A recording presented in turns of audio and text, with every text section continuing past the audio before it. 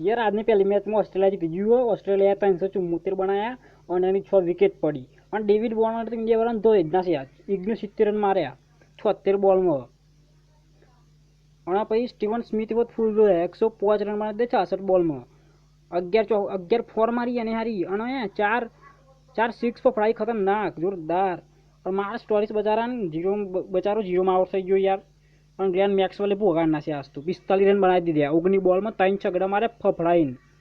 અને યાર 5 ફોર મારી એને. હું બરાબર ધોયા ઇન્ડિયાવાળાને તો 374 રન બનાવી દીધા 6 વિકેટ પર.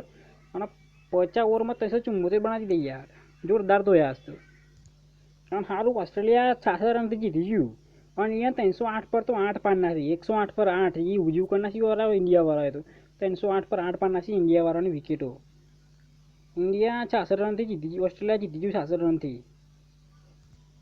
અને ઇન્ડિયાને તો કોઈ રમ્યું જ ના. મયંક અગ્રવાલનો નવો લીધો આજે 22 રન બનાવ્યા. એને 18 બોલમાં 2 ફોર મારીને 1 જ સિક્સ મારી.